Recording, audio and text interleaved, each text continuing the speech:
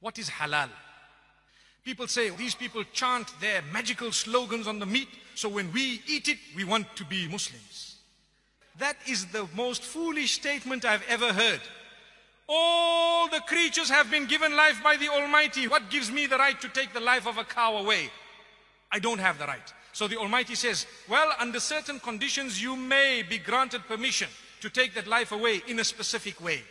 So I am not allowed to destroy the creatures of the Almighty for no purpose. I cannot even destroy the ecosystem without purpose.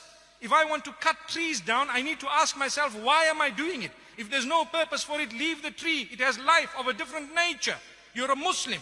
You need to be at peace with everything else. But yes, if there is a need for firewood or there is a need to clear the path, I may say, in the name of the Almighty, the giver of the life, and I begin to cut that tree. So what about insects? Before you spray your mosquito repellent, that little sound that irritates you, before you spray your doom, you say in the name of the Almighty, Bismillah, you spray your doom. What happened? They were doomed. But that was for a purpose. You don't just go and destroy.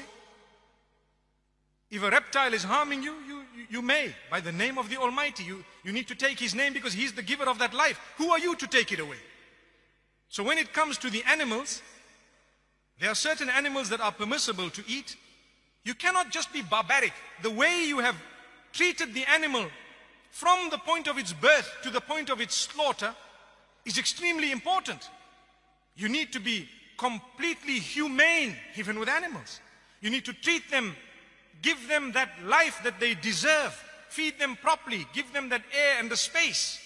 If you were to look at abattoirs that belong to non-Muslims, they are very barbarically run. To be honest with you, I've visited, I've seen, we are so shocked, nauseating. And people say, yeah, you guys are doing something that's very barbaric. Oh, come and see, we'll show you how it's done, come.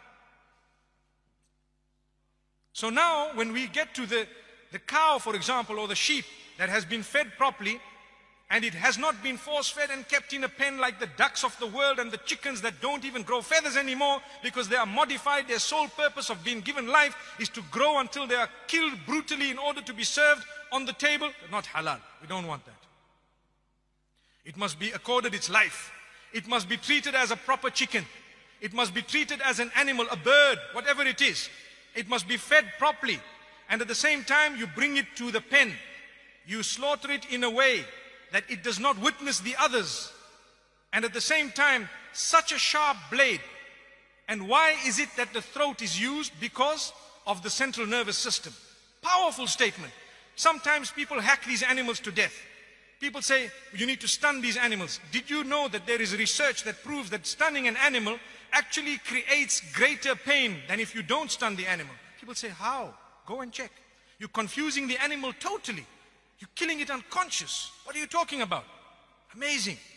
If you were to get cut with a blade as you're shaving, you won't even know that you're cut until water goes on it. Why?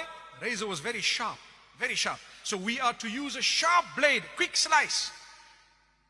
When I burn my fingers, what happens? A message goes from the sensory nerves to my brain, central nervous system. It says, you are hurt, lift your hand up. It happens within a split second. But if the central nervous system is ruptured from the jugulars, the pain, the message goes up, it gets stuck there because it cannot go up anymore. Blood system, bloodstream out. So what happens? It numbs to a halt. That is halal. If you were to slice it, the message will not go from the bottom to the top, nor from the top to the bottom, because the jugulars are gone. Windpipe and food pipe. And you have to take the permission of the giver of that life when you are slaughtering it. If not, we don't want to eat that. You have stolen it from the property of God. Allahu Akbar. How can you just cut an animal? Who are you to take that life away? You need to say, in the name of the giver of the life here, I'm taking this by your permission. Such a humane way, beautiful. That is termed halal. You are taking the life away. And this is the original system of the Jews and the Christians. It is the original system that was taught by all the messengers. Islam adopts it quite strictly, and so does Judaism. And I'd like to think Judaism adopts it even more strictly. Go and study, you will find it. Same system. So why do people pick on halal? It in fact is the most humane way. In fact, it is the way of being protected from horse meat. Allah protect us, yes. And the supervisors will ensure that things are happening. They will tell you, we guarantee you that this thing was done properly. And guess what? It's not a horse, my brother.